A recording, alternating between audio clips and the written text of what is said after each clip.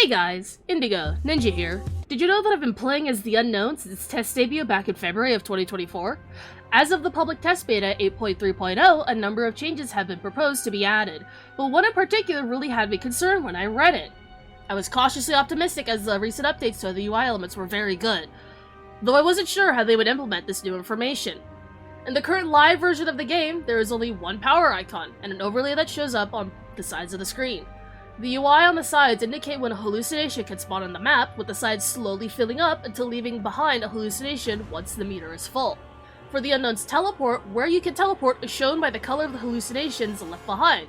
You can teleport to any of them that are colored white, while the yellow ones are unusable. In addition, there's also an audio cue that sounds like when the teleport is usable.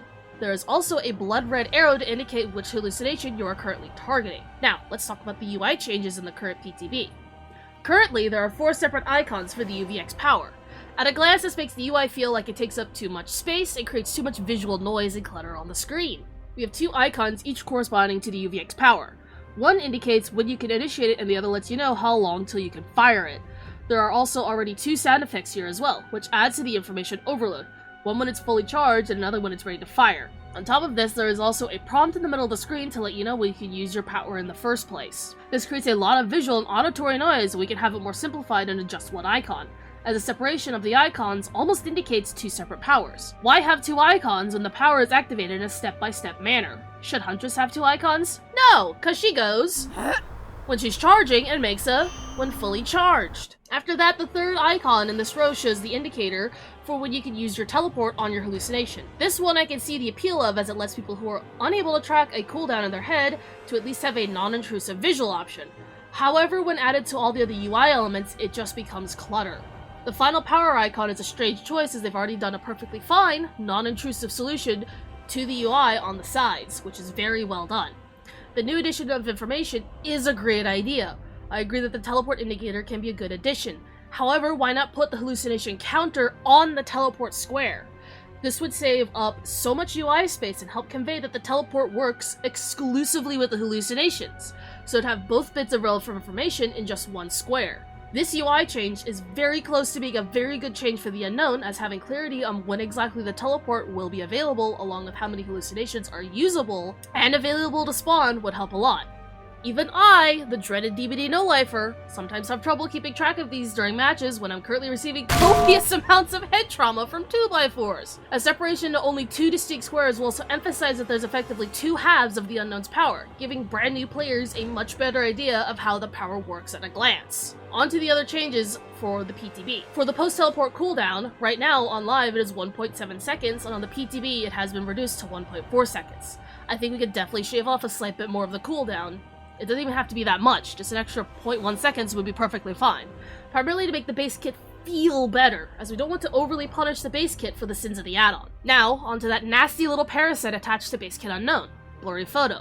My quick opinion for it on live servers right now is that Blurry Photo makes the Unknown feel far too globally present. And frankly, whenever I'm playing Unknown with this add-on, it makes you wish to apologize to Dredge and Sadako mains everywhere. This nerf was justified. However, as it stands, Blurry Photo holds the base kit cooldown, and I would like to see it get a new effect instead. What effect? Well, I'm glad you asked.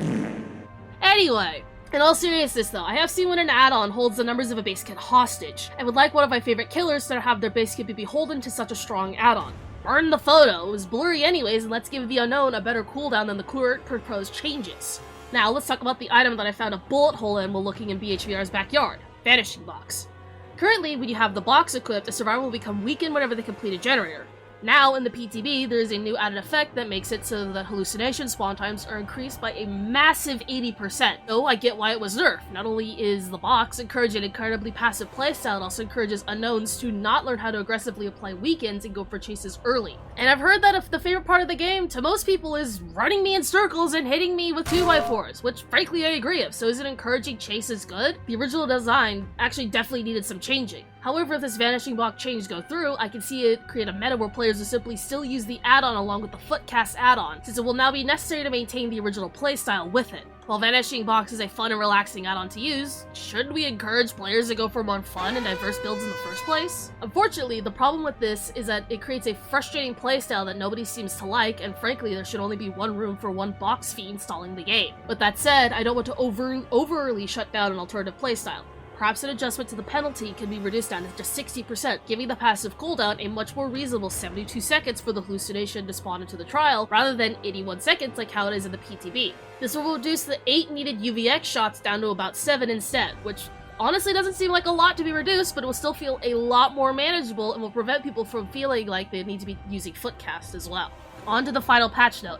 The unknown will now slow down at an earlier time when aiming than before. This, at first, I was really worried about, with sad visions of a Meg sprint bursting away from me to the next tile while all I could do was just point at her angrily with my UVX.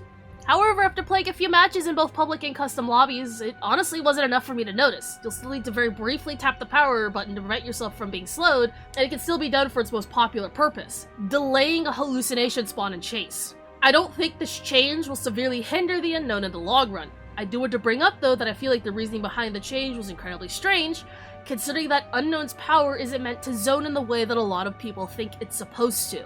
My final thoughts on the Unknown's pending gameplay changes are that they feel average and even okay for the most part. There's some changes and adjustments that I wished for earlier on in the video, with the only major issue being the overly busy new UI, which can easily be cut in half. I do think I'm satisfied with these gameplay changes, and I'm lucky that my current favorite killer didn't experience what my previous favorite did. And hey! Thank you for listening to my thoughts on the PTB, and hope you enjoyed it. If you enjoyed Dead by Daylight and all sorts of other horror content, please consider subscribing. Or at the very least, drop a like and tell me how incredibly wrong I am in the comments. The algorithm will appreciate it. If you want to watch some live gameplay where we'll not bitch and moan about the balance changes in Nemesis, catch me on Twitch during most weekdays. All information in the Discord. Link in description. Thank you all again, and remember... That's it. Just remember... The box